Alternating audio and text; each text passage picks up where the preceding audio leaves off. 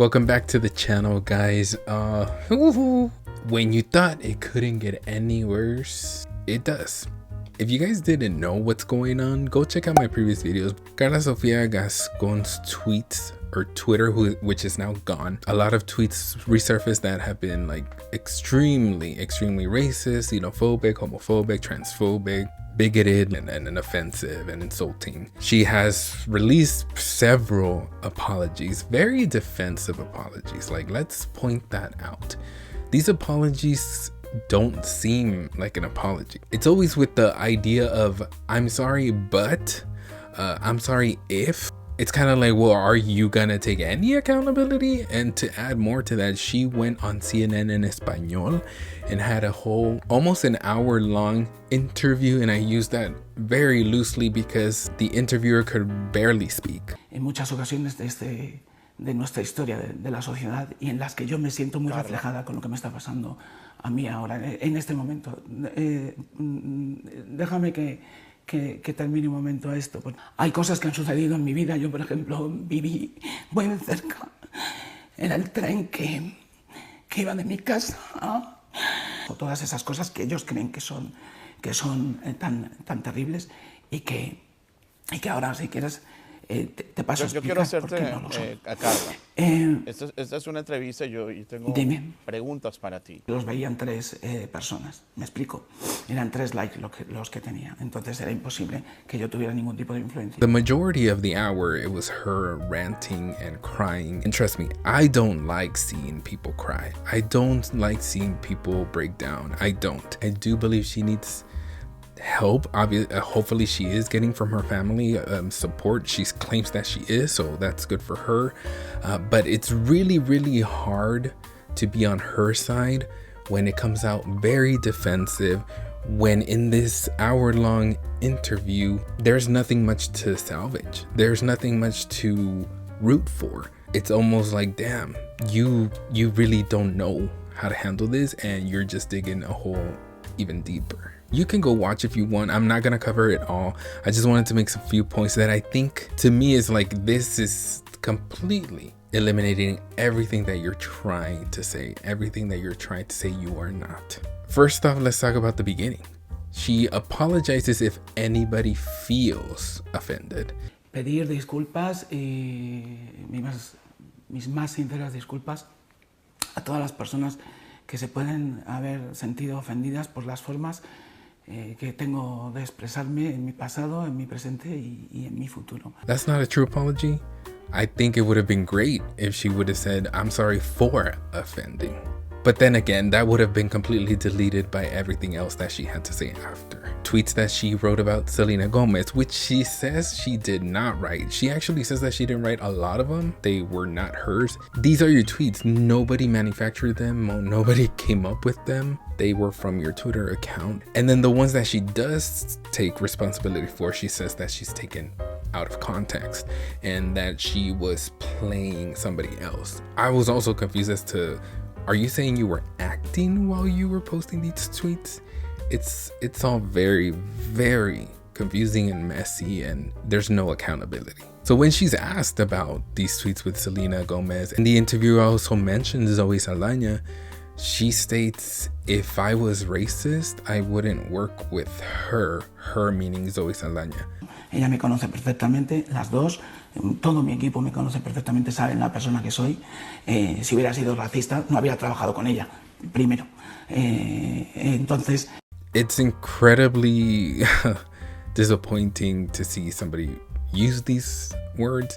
That's equal to somebody saying, I'm not racist, I have black friends. I don't hate women, I have a mother, I have a sister. And then there's a point where she actually has to stop herself. This is what everybody was talking about on Twitter when it comes to this interview, because it's like, really, her true colors were showing. 2 días encerradas en casa, en Londres, que nos fuimos como si fuéramos. Me voy a callar. She's breaking down and she's talking about she doesn't understand why she's being attacked. She doesn't feel it's fair that her and her daughter had to like lock themselves up in London for 2 days. And she states, como si fuéramos in English is like if we were, and then she says, me voy a callar, me voy a callar. She's telling herself, I'm gonna be quiet. I'm gonna be quiet. Because she was about to say something. She was about to call out some minority. I guess you could say she was smart enough to stop herself, but not smart enough to not completely say anything at all, because it's like, we know what you were about to say. Any minority would have fit there. Anybody that your tweets were attacking, offending, insulting. All of that just erases everything that she was trying to do in this interview. Which, by the way, she called up CNN en Español herself and did this herself. When there's a scandal, what usually happens is you apologize and you just sit back and let time pass. The majority of people will forget. Not those who are into like the award season, like us that we're watching, like we will know what's going on, right? But for the majority of people, they forget. Time passes on, people's attention spans are not that long, but it seems like she wants to do the opposite. She wants to clean it up by being more present, talking about it even more, doing this interview that was a fail in my opinion. So you're having it being talked about every day. Every day it's in somebody's face. Every day it's online. Every day people are writing articles about it. So it's constantly in people's faces. So it's constantly being reminded. So much so that Netflix have reportedly distanced themselves, and we see it. For your consideration part in the films of Netflix, for those who are voting members, Zoe Saldana is now the face of Emilia Perez. The most recent For Your Consideration ad completely erase Karla's presence. It says 13 Academy Award nominations, and it lays out several of them except one of the big ones, which is Best Actress, which Karla Sofia is nominated for. And like I said, Zoe is now the face. All the still shots that we see from the movie, not one has Karla in it. The name of the movie is not even on the ad. She is the movie.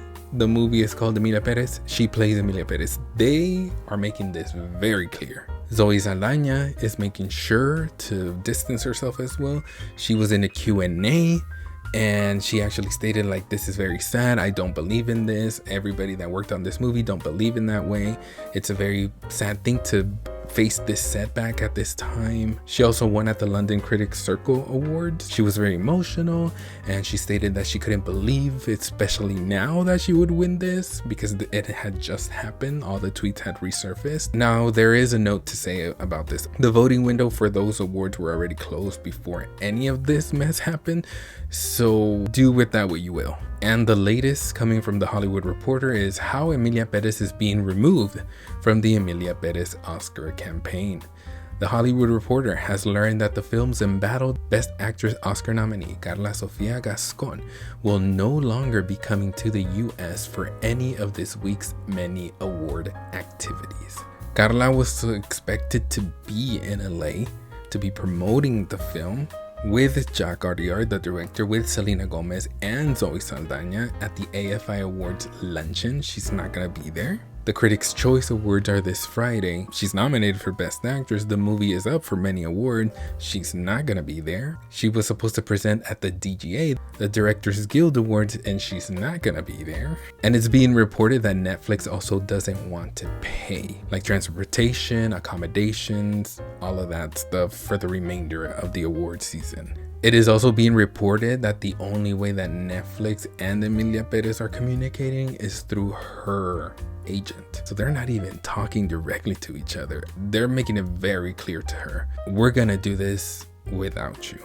The winners for the Critics' Choice Awards were already voted way before any of this happened. It's expected that Emilia Perez will win something, so it's gonna be very interesting to see if they say anything about this situation. Everybody will be wanting to see if they do. Now, how does this, affect the Oscars? This is more mess that we're adding on to it. I don't know.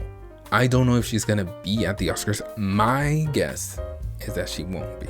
I don't think the Oscars will take away the nomination, but I just don't think she's gonna show up. It's very clear that Netflix doesn't want to be, involved with her. It's very, very disappointing and sad that she has caused this, but she did it herself. She only has herself to blame. And I'm sure she has received attacks like she states she has. I'm sure she gets a lot of transphobic attacks. I'm sure she has a lot of haters that simply want to attack her for being trans. Hell, I even see it in my comments. People telling me to stop saying she.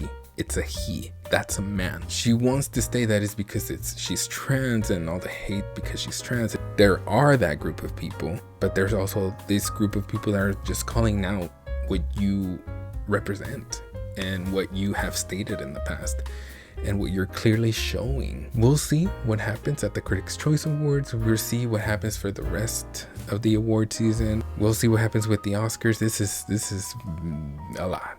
What do you guys think? Let me know. Yeah, I got more videos planned, but as of now, that's all I got. Thank you for watching, guys, and until next time.